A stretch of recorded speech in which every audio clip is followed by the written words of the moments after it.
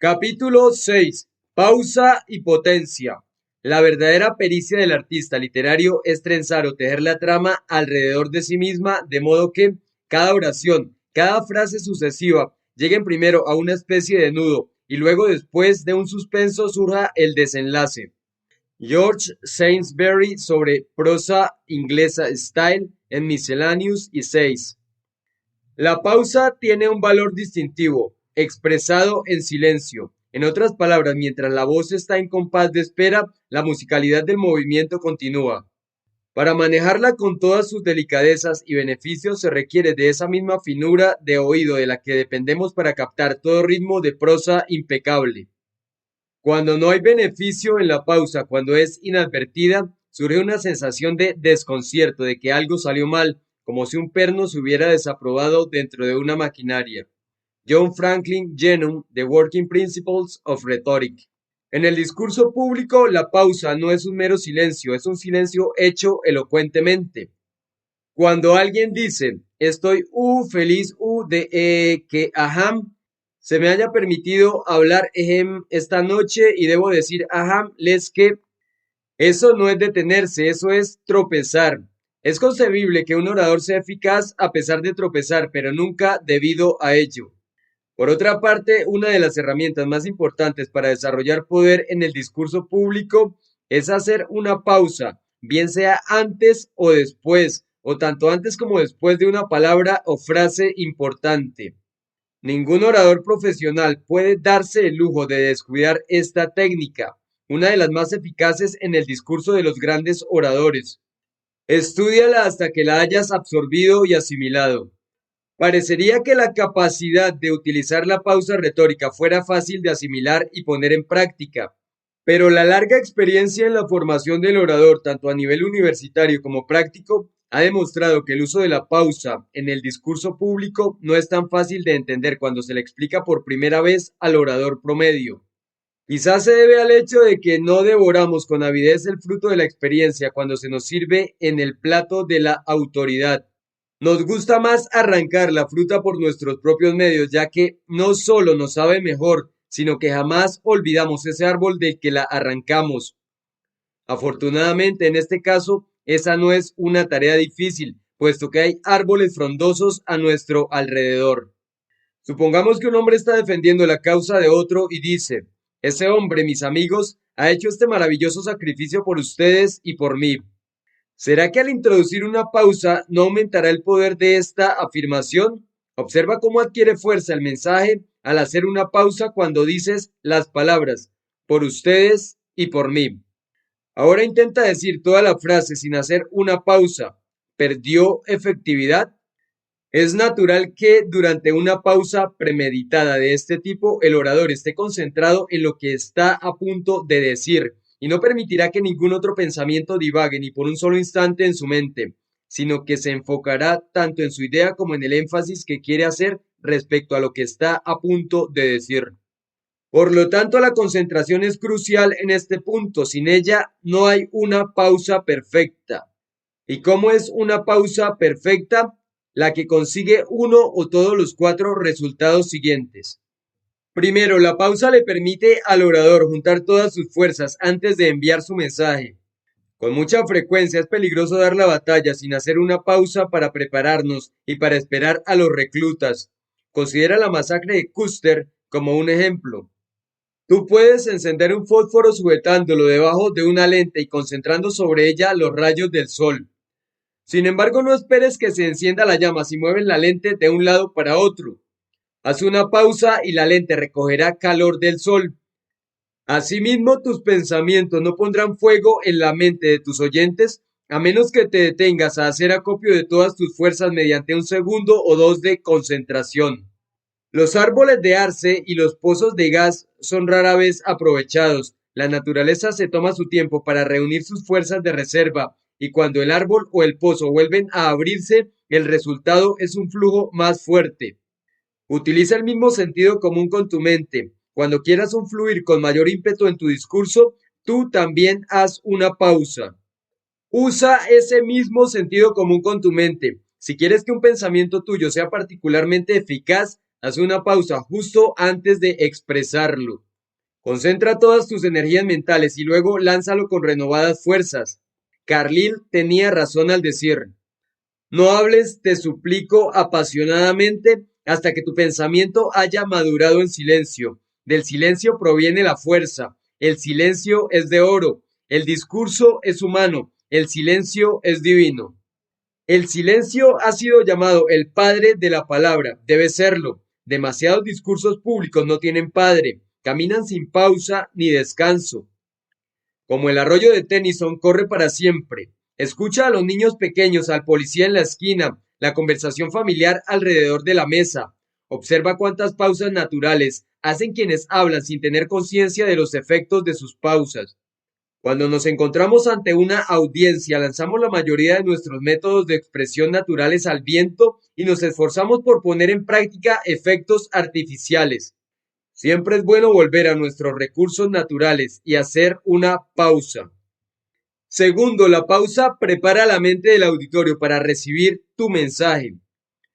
Herbert Spencer afirmó que el universo entero está en movimiento. Así es, y todo movimiento perfecto es ritmo. Y parte del ritmo es el descanso. La naturaleza descansa y después se pone en actividad. Por ejemplo, el día y la noche, la primavera, el verano, el otoño y el invierno, y un periodo de descanso en los intermedios. Un instante de descanso total entre los latidos del corazón. Tú también haz una pausa y dale un descanso a la capacidad de atención de la audiencia. Lo que digas después de ese silencio tendrá mayor efecto. Cuando tus primos del campo vienen a la ciudad, el ruido al pasar de los autos los despertará. Sin embargo, tal ruido nunca afecta al habitante de la ciudad porque con el paso continuo del tráfico, su capacidad de atención se ha ido apagando. En el caso de las personas que rara vez visitan la ciudad, su atención es persistente. Para ellas el ruido viene después de una larga pausa, de ahí su poder de atención. Después de montar en tren durante varias horas, te acostumbras tanto a su rugido que escasamente le prestas atención a menos que el tren se detenga por un tiempo y vuelva a ponerse en marcha.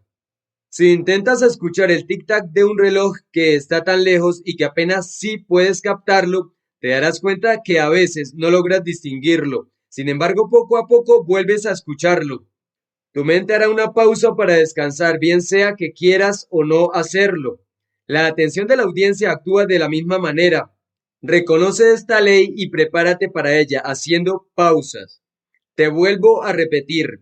El pensamiento que sigue a una pausa es mucho más dinámico que si no hubiera habido ninguna pausa. Lo que te digan por la noche no tendrá el mismo efecto en tu mente que si te lo dicen en la mañana, cuando tu atención se ha refrescado mediante la pausa que hiciste durante el sueño. En la primera página de la Biblia se nos dice que incluso Dios descansó el séptimo día. Entonces puedes estar seguro de que la mente débil y finita de la audiencia también exigirá descanso. Observa la naturaleza, estudia sus leyes y aplícalas en tu discurso. Tercero, la pausa genera un suspenso efectivo. El suspenso es responsable de una gran parte de nuestro interés en la vida. Lo mismo ocurre con tu discurso. Suele ocurrir que un juego interesante o una buena novela capten gran parte de nuestra atención cuando sabemos de lo que se trata. Nos gusta seguir adivinando cuál será el fin. La capacidad de crear suspenso es parte del poder de la mujer para mantener interesado a su galán. El acróbata de circo emplea este mismo recurso cuando falla de manera deliberada en varios intentos por realizar su hazaña y luego la logra. Incluso la manera deliberada en que arregla los preliminares a su presentación aumenta nuestra expectativa. Nos gusta que nos mantengan en suspenso. En el último acto de la obra Polly of the Circus hay una escena de circo en la que un pequeño perro hace un salto mortal hacia atrás sobre un pony.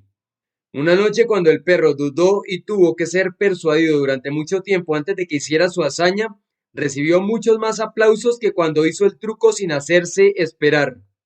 No solo nos gusta esperar, sino que valoramos aquello por lo cual esperamos. Si el pez mordiera demasiado pronto, el deporte de la pesca perdería su atractivo.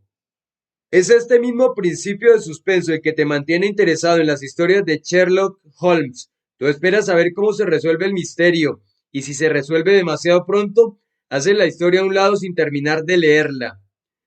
Wilkie Collins aplica muy bien el suspenso de los escritos de ficción a sus discursos. Haz que rían, haz que lloren, haz que esperen.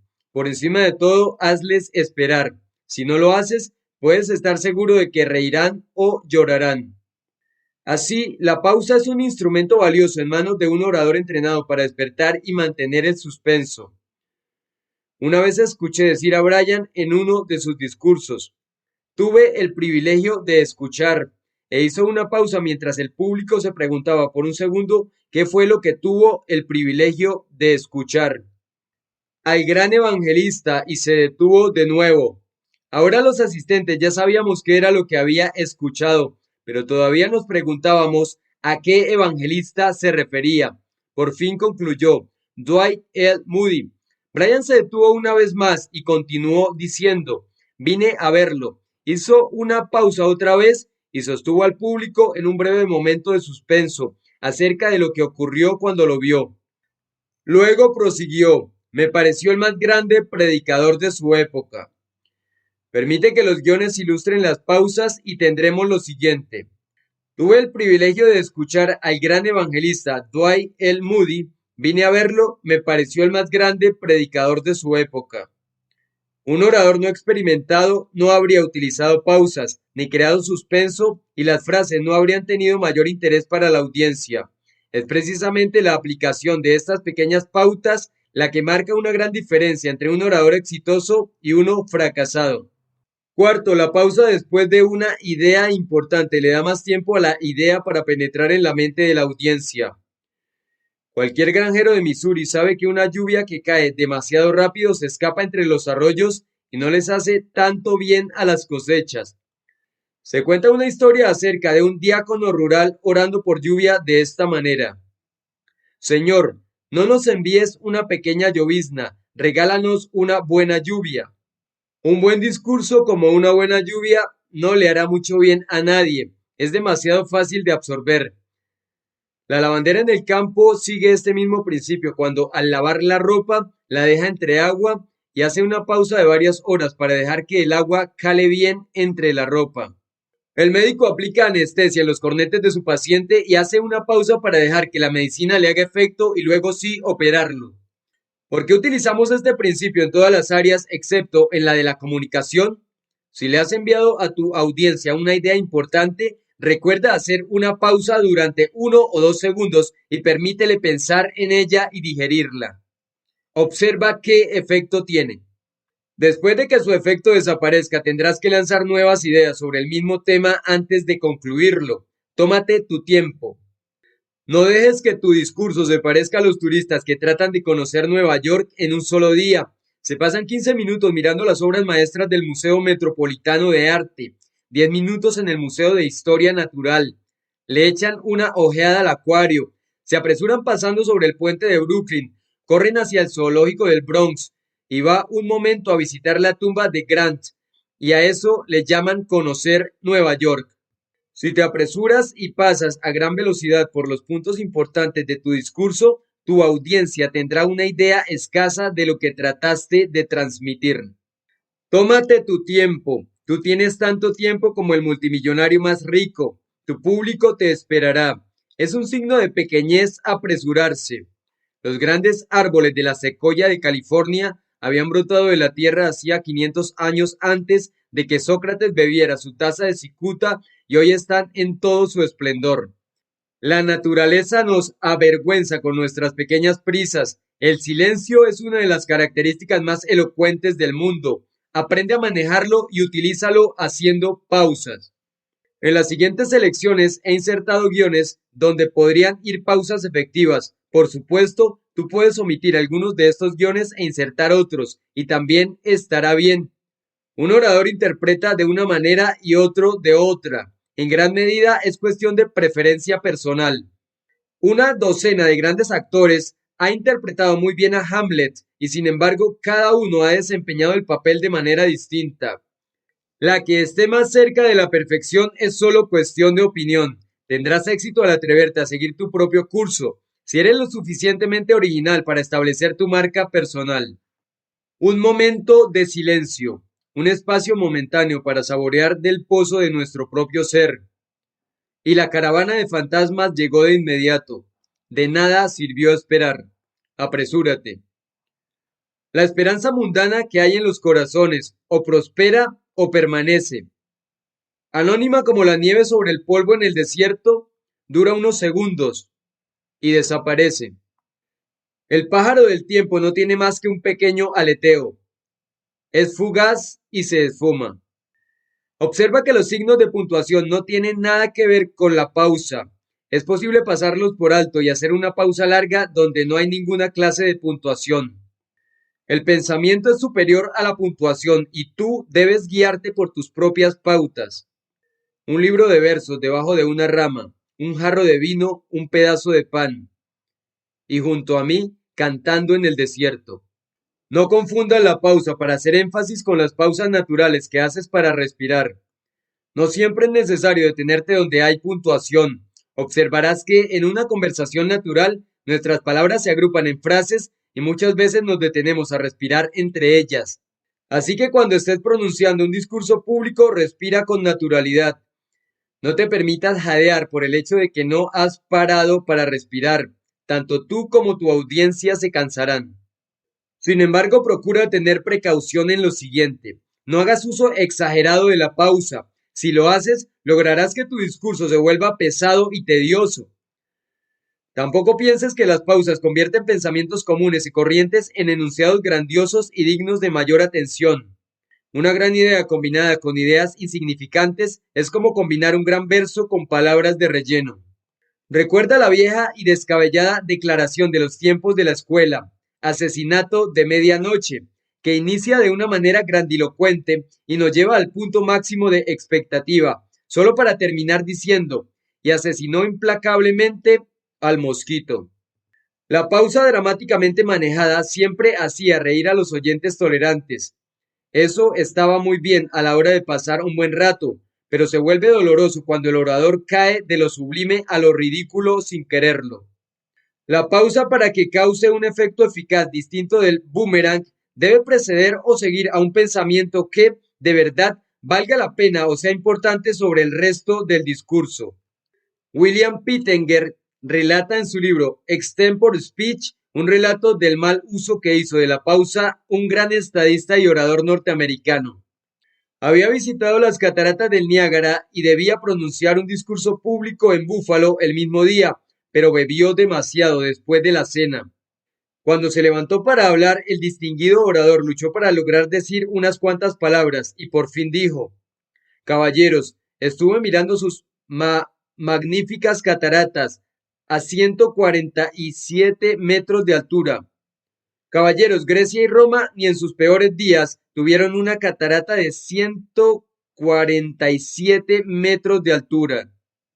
Preguntas y ejercicios. Primero, nombra 4 métodos para no caer en la monotonía y ganar poder al hablar. Segundo, ¿cuáles son los 4 efectos especiales de la pausa?